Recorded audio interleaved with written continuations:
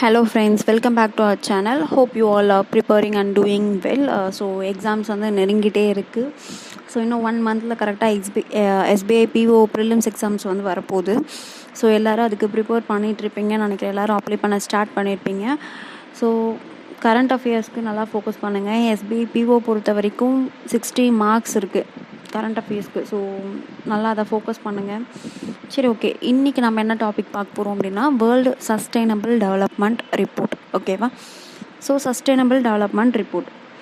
Okay, first இந்த ரிப்போர்ட்டை யார் ரிலீஸ் பண்ணுறா அப்படின்னு தெரிஞ்சுக்கணும். ஸோ இந்த ரிப்போர்ட்டை யார் ரிலீஸ் பண்ணுறா அப்படின்னா sustainable development solutions network and SDG transformative centre. இவங்க தான் வந்து என்ன பண்ணுறாங்க அப்படின்னா இந்த ரிப்போர்ட்டை ரிலீஸ் பண்ணுறாங்க. எந்த இயர்லேருந்து ரிலீஸ் பண்ணுறாங்க அப்படின்னு பார்த்தோம்னா 2015 ரிலீஸ் பண்ணுறாங்க. இது வந்து 10th எடிஷன். ஓகேவா? 2025 வந்து 10th எடிஷன். இவங்க எப்போதுலேருந்து ரிலீஸ் பண்ணுறாங்க? 2015 ரிலீஸ் பண்ணுறாங்க. ஓகேவா? சரி, ஓகே. ஃபர்ஸ்ட் சஸ்டைனபிள் டெவலப்மெண்ட்னா என்னன்னு தெரியணும். ஸோ ஃபர்ஸ்ட் சஸ்டைனபிள் டெவலப்மெண்ட்னா இப்போ ப்ரெசன்ட் ஜென்ரேஷனோட நீட்ஸை சாட்டிஸ்ஃபை பண்ணுறது. ஓகேவா?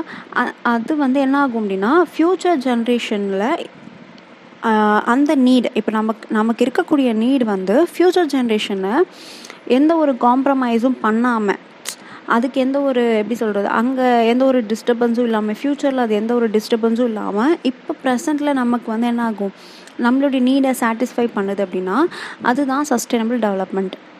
ஓகேவா? நமக்கு கிடைக்கக்கூடிய ஒரு விஷயம் நம்மளுடைய ஃப்யூச்சருக்கும் கிடைக்கும்.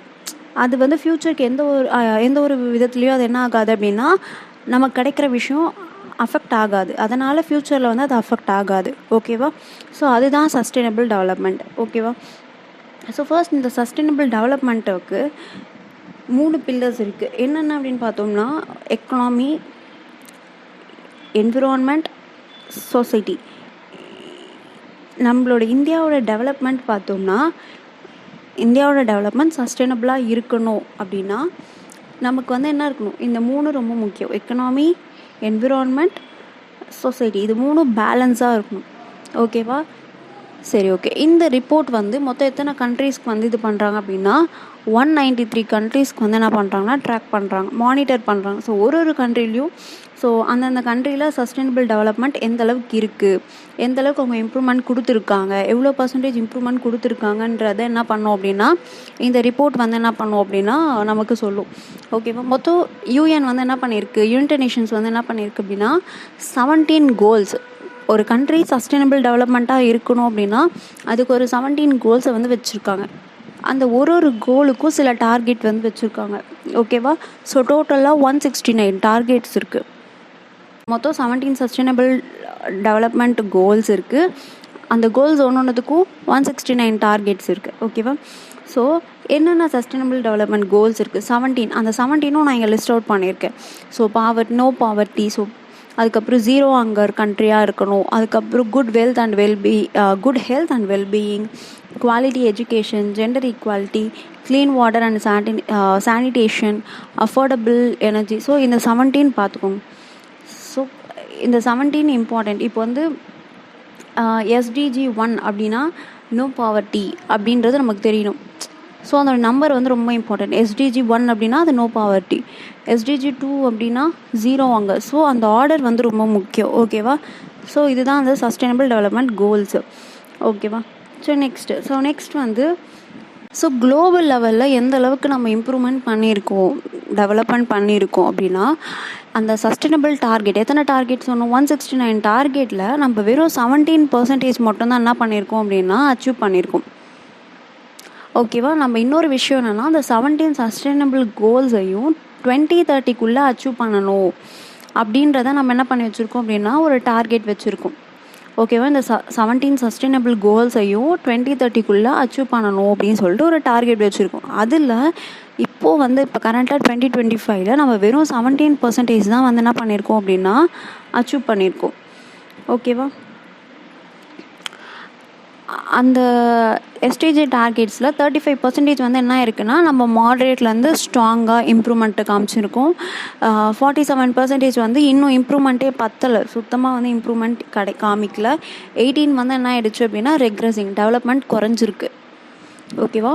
35% வந்து நம்ம என்ன பண்ணியிருக்கோம், இப்போ 169 டார்கெட்ஸில் 35% வந்து என்ன பண்ணியிருக்கோம், மாட்ரேட் லெவல்லேருந்து ஒரு ஸ்ட்ராங் இம்ப்ரூவ்மெண்ட்டை காமிச்சிருக்கோம்.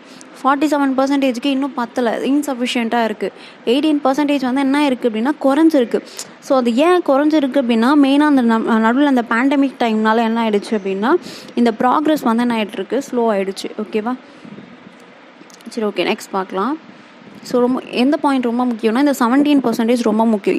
இப்போ குளோபல் லெவலில் நம்ம 17% வந்து என்ன பண்ணியிருக்கோம் அப்படின்னா அச்சீவ் பண்ணியிருக்கோம். ஓகேவா, ஸோ நெக்ஸ்ட்டு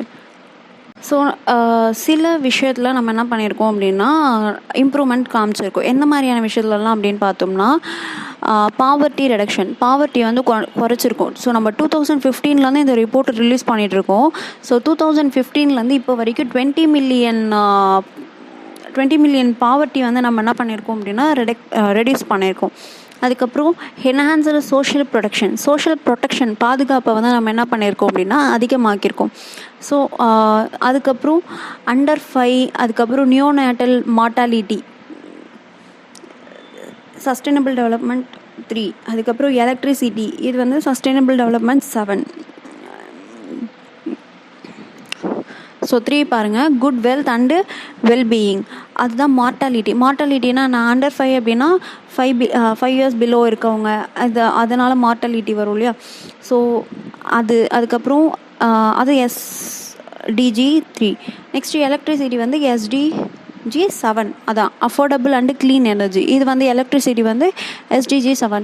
ஸோ இதிலலாம் வந்து நம்ம என்ன பண்ணியிருக்கோம், அப்புறம் SDG 9 வந்து என்ன, மொபைல் ப்ராட்பேண்ட் இன்டர்நெட் ஆக்சஸ், இதிலலாம் வந்து நம்ம என்ன பண்ணுறோம் அப்படின்னா அட்வான்ஸாகவே நம்ம என்ன பண்ணிகிட்ருக்கோம் அப்படின்னா இம்ப்ரூவ்மெண்ட் காமிச்சிட்ருக்கோம் அப்படின்னு சொல்கிறாங்க. ஓகேவா, இது எல்லாமே குளோபல் லெவலில். சரி ஓகே, நெக்ஸ்ட்டு டாப் கண்ட்ரீஸா. ஸோ டாப்பில் யார் இருக்கான்னு பார்த்தோம்னா Finland, second Sweden, third Denmark, fourth Germany, fifth France, sixth Austria, Norway, Croatia, Poland, Czechia. ஓகேவா, ஸோ இந்த 10 கண்ட்ரீஸ் வந்து என்னன்னா டாப் 10 கண்ட்ரீஸு. ஸோ ஃபர்ஸ்ட்டு 5 மட்டும் ஞாபகம் வச்சுக்கோங்க போதும். ஸோ ஃபர்ஸ்ட் வந்து ஃபின்லாண்டு, ஸ்வீடன், டென்மார்க்கு. ஸோ எல்லாமே இப்போ என்ன ஆகும் அப்படின்னா கன்ஃபியூஸ் ஆகும்.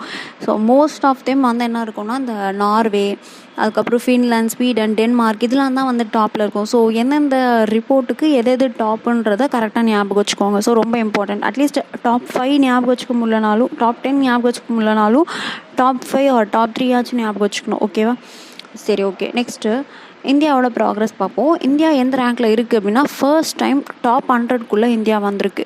ஸோ எந்த ரேங்க் அப்படின்னு பார்த்தோம்னா 199. ஓகேவா, நெக்ஸ்ட்டு நம்ம கண்ட்ரியோட ஸ்கோர் பார்த்தோம்னா 67. ஓகேவா, இந்தியா வந்து 2024 என்ன ரேங்க் இருந்துச்சு அப்படின்னா 109. ஸோ இந்தியாவில் நம்ம எதுலலாம் இம்ப்ரூவ்மெண்ட் காமிச்சிருக்கோம் அப்படின்னு பார்த்தோம்னா எலக்ட்ரிசிட்டி, டிஜிட்டல் இன்ஃப்ராஸ்ட்ரக்சர், ஹெல்த், இதிலெல்லாம் வந்து இம்ப்ரூவ்மெண்ட் காமிச்சிட்ருக்கோம். பட் இன்னும் நம்ம இதெல்லாம் வந்து நம்மளால் இம்ப்ரூவ்மெண்ட் காமிக்க முடியல அப்படின்னு பார்த்தோம்னா நியூட்ரிஷன், ஜெண்டர் ஈக்குவாலிட்டி, எம்ப்ளாய்மெண்ட், இதிலெல்லாம் வந்து என்ன பண்ண முடியல அப்படின்னா ஸ்டில் நம்ம இப்போ தான் ஒரு 2-3 டேஸ் முன்னாடி பார்த்தோம் குளோபல் ஜெண்டர் கேப் ரிப்போர்ட் பார்த்தோம். ஸோ அதில் பாலிட்டிக்ஸு, அதுக்கப்புறம் எம்ப்ளாய்மெண்ட், இதிலெல்லாம் வந்து ஒரு ஜெண்டர் கேப் ரொம்ப அதிகமாக இருக்குது. ஸோ அதான் இங்கே சொல்லியிருக்காங்க, ஜெண்டர் ஈக்குவாலிட்டி, எம்ப்ளாய்மெண்ட், இதிலெல்லாம் நம்ம இன்னும் இம்ப்ரூவ்மெண்ட் காமிக்காமல் தான் இருக்கும். ஓகேவா, ஸ்டில் சேலஞ்சிங்கில் இருக்குது. ஸோ இந்தியாவோட ரேங்க்கு 99, 2024 எடிஷனில் 109. ஸோ இது 2 மட்டும் ஞாபகம் வச்சுக்கோங்க. ஓகேவா, நெக்ஸ்ட்டு ஸோ இந்தியா வந்து சில கண்ட்ரீஸை விட டாப் ரேங்க்கில் இருக்குது. ஸோ எந்தெந்த கண்ட்ரினா பங்களாதேஷ் 114, பாகிஸ்தான் 140. இந்த 2 கண்ட்ரியை விட நம்ம என்ன பண்ணுறோம், நெய்பரிங் கண்ட்ரீஸை விட டாப்பில் இருக்கும், பெட்டர் பர்ஃபார்மன்ஸ் கொடுத்துருக்கோம். பட் இந்தியாவை விட சில கண்ட்ரிஸ் வந்து என்ன பண்ணியிருக்கு அப்படின்னா நல்ல பர்ஃபார்மன்ஸ் கொடுத்துருக்கு. என்னென்னு பார்த்தோம்னா Bhutan 74th rank, Nepal 85th rank, Sri Lanka 93rd rank, Maldives 53rd rank. ஓகேவா, ஸோ நெய்பரிங் கண்ட்ரீஸோட ரேங்க்கும் ஞாபகம் வச்சுக்கோங்க. நெக்ஸ்ட்டு ஸோ சில கண்ட்ரீஸ் வந்து இம்ப்ரூவ்மெண்ட் பயங்கரமாக காமிச்சிருக்கு. ஸோ அதில் ஃபர்ஸ்ட் பார்த்தோம்னா நேபாள் வந்து 11 பாயிண்ட்ஸ் வந்து அதோடைய ஸ்கோரில் 11 பாயிண்ட்ஸ் வந்து லாஸ்ட் இயரை விட இம்ப்ரூவ் பண்ணியிருக்கு. Cambodia 10 points, Bangladesh 8.3 points, so ஓவராலாக குளோபல் லெவலில் பார்த்தோம் அப்படின்னா சவுத் ஏஷியா வந்து என்ன பண்ணியிருக்கு அப்படின்னா பெட்டர் பெர்ஃபார்மன்ஸ் கொடுத்துருக்காங்க. ஓகேவா? East and south Asia. ஓகேவா? நெக்ஸ்ட்டு சரி, அவ்வளோதான். ஸோ அப்போ இதில் நம்ம தெரிஞ்சுக்க வேண்டியது என்ன அப்படின்னா, ஸோ 2030 நம்ம சஸ்டைனபிள் டெவலப்மெண்ட் கோல்ஸை ட்ராக் பண்ணணும், அச்சீவ் பண்ணணும்னு ஒரு கோல் வச்சுருக்கோம். ஸோ மொத்தம் 169 டார்கெட்ஸில் குளோபல் லெவலில் வெறும் நம்ம 17% மட்டும்தான் அச்சீவ் பண்ணியிருக்கோம். ஸோ இந்தியாவோட ரேங்க் பார்த்தோம்னா 99th. இந்தியா சில டெவலப்மெண்ட்டில் நல்லா டெவலப்மெண்ட் கொடுத்துருக்காங்க. இது எலக்ட்ரிசிட்டி, ஹெல்த்து, இதெல்லாம் வந்து கொடுத்துருக்காங்க. பட் இதிலலாம் நம்ம இன்னும் ஸ்டில் நம்ம டிஃபிகல்ட்டிஸ் ஃபேஸ் பண்ணுறோம் அப்படின்னா ஜெண்டர் ஈக்குவாலிட்டி, எம்ப்ளாய்மெண்ட், இதிலலாம் வந்து நம்ம என்ன பண்ணுறோம் அப்படின்னா டிஃபிகல்ட்டிஸ் ஃபேஸ் பண்ணிகிட்ருக்கோம். ஸோ எதனால் அப்படின்னு பார்த்தோம் அப்படின்னா, ஃபர்ஸ்ட் வந்து இந்த பேண்டமிக்னால நம்மளுடைய ப்ராக்ரெஸ் வந்து ஸ்லோ ஆகிடுச்சு. ரெண்டாவது, நமக்கு போதுமான ஃபண்டிங் இல்லை, டெஃபிசிட் இருக்குது. நெக்ஸ்ட்டு அவேர்னஸ் இல்லை, இதை பற்றினா அவேர்னஸ் இல்லை. ஓகேவா? ஸோ சில சேஞ்சஸ்லாம் பண்ணோம் அப்படின்னா சஸ்டைனபிள் நம்மளுடைய ஸ்கோர் நல்லா அப்படின்னா இம்ப்ரூவ் பண்ணலாம். சரி, ஓகே. லாஸ்ட்டாக வந்து நம்ம என்ன பார்த்துருந்தோம் அப்படின்னா, ஆல்ரெடி இது எனக்கு தெரிஞ்சு நம்மளோட சேனலில் இது 4th ரிப்போர்ட்டுன்னு நினைக்கிறேன். ஸோ இதுக்கு முன்னாடி வந்து குளோபல் ஜெண்டர் கேப் ரிப்போர்ட்டும், ஃபர்ஸ்ட் வந்து வேர்ல்டு ப்ரெஸ் ஃப்ரீடம் ரிப்போர்ட், இந்த 2 ரிப்போர்ட் பார்த்துருந்தோம். So world press freedom day என்னைக்கு, அதில் இந்தியாவோட ரேங்க் என்ன, இது ஃபர்ஸ்ட் கொஷின். செகண்ட் கொஷின், ஓகேவா, கிளைமேட் சேஞ்ச் இண்டெக்ஸில் இந்தியாவோட ரேங்க்கு. ஸோ இந்த ரெண்டும், ஃபர்ஸ்ட் கொஷின் என்னென்னா வேர்ல்டு ப்ரெஸ் ஃப்ரீடம் டே என்னைக்கு, அதில் இந்தியாவோட ரேங்க் என்ன, அந்த ரிப்போர்ட்டில் இந்தியாவோட ரேங்க் என்ன. செகண்ட் கொஷின் வந்து கிளைமேட் சேஞ்ச் பர்ஃபார்மன்ஸ் இண்டெக்ஸில் இந்தியாவோட ரேங்க் என்ன. ஸோ இந்த 2 கொஷினையும் கமெண்ட் செக்ஷனில் ஆன்சர் சொல்லுங்கள். ஓகேவா? ஸோ வேறு ஏதாச்சும் டவுட் இருந்துச்சு அப்படின்னாலும் நீங்கள் கமெண்ட் செக்ஷனில் கேளுங்க. Thank you all.